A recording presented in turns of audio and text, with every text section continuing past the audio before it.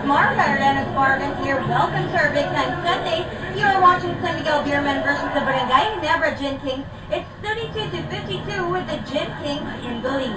Since it's Big Time Sunday, for our Daddy fans, we will take you on a tour of his lovely home, together with his lovely wife Maggie and their two lovely cute boys, Iago and Mathilda. Let's all watch this.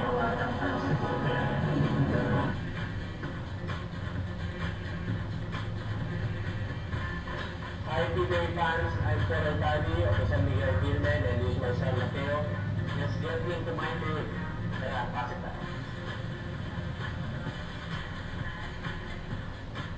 Pagpasok natin sa door ko, makikita mo na trophies ko simula nung laro ako. Ito, mabait kami, bigay sa akin ng fans na gumawa pa talaga ng poster. So ito yung mga sa-BTL ko, mga trophies ko. Pero ito yung maganda, yung nag-champion ako sa Beer Food ng 2 beses. Ito yung una-una.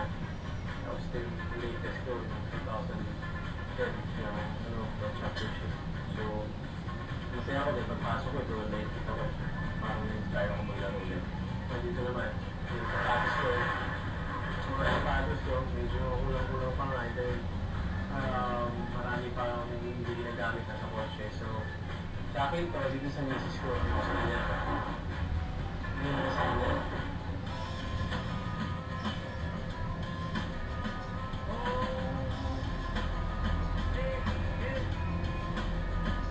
Dito naman tayo. Ito yung parang ano ko jerseys ko from UE, Ginebra, Pure Foods. Ito mga ito may mga significance sa akin to. Dahil ito yung unang jersey ko nung nilalaro pa ako sa Pure Foods. 2004 to. So, pinag-ingrain ko. Ito syempre Ginebra. Napamahal sa akin yung din na to. Yung nagtuloy nga sa akin fan, no? Nakalagay 3.2. Kasi nasa Ginebra ako, dyan ako nag-improve talaga ng 3-point shot ko. So, natuwa naman ako dinali ko. Ito syempre, UE. Dito kami nagsimula. Lalo kami ni Ronald, ni James, sa Warriors. So, ito yung dining table namin. Ako ako bumili nito para ako nag-concept na itulagay para lumagay sa bahay. So, makikilig ako sa mga ganyan. Ako yung bibili para sa bahay, para gumanda. Bali ngayon, 3 championship na ako yun. 2 sa Pure Foods, isa sa Ginebra. So, hopefully, tanggulero na, di ba? Punta tayo sa TV room namin para makita nyo. Halika, dito tayo sa TV room ko. May plasma TV. Tapos yun nga, sa mga design ng sa taas, talagang pinorma ko yan. Ako talaga nag-order nito, made to order itong mga to eh. Ginaya ko to sa libro ng concept, book concept na interior design na book. So, ito yung mga colors. Ako rin nagkuha niyang ganyang kulay. Nung ako TV rito, relax. Minsan, DVD, yung pinaka-gusto ko.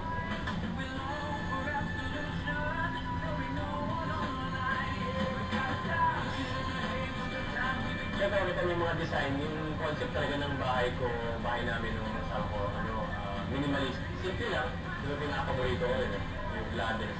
Nilagyan ko na ng magazine para may effect.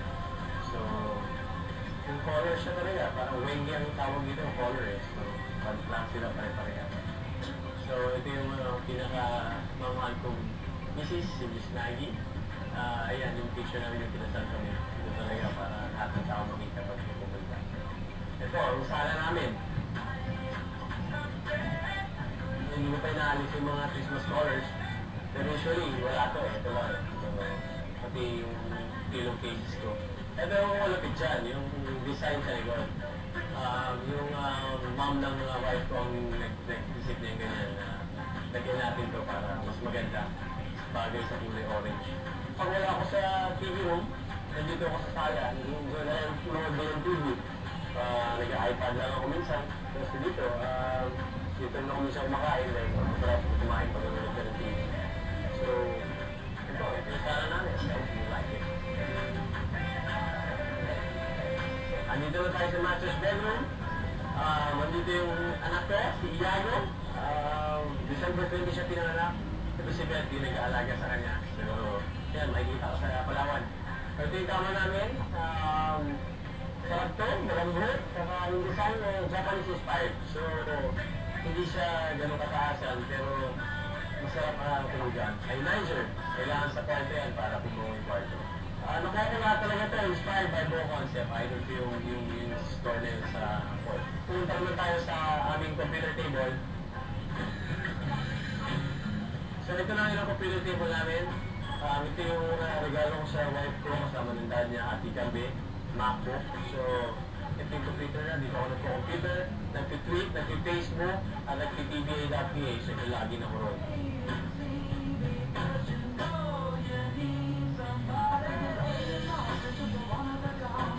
Dito naman tayo sa baby, yung baby ko si Mateo, niya to. Ito yung siyempre first baby siya.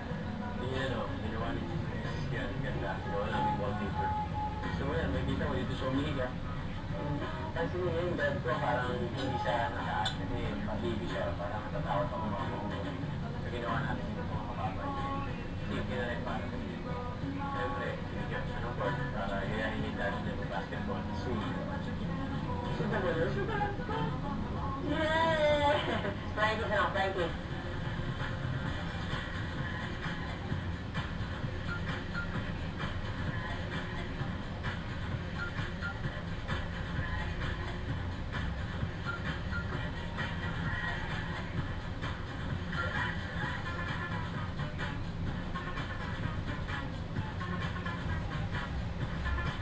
Ayan, nakita nila yung aking bahay.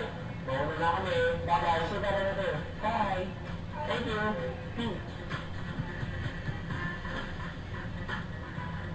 What a beautiful home. Congratulations, Paul and Maggie, for a job well done.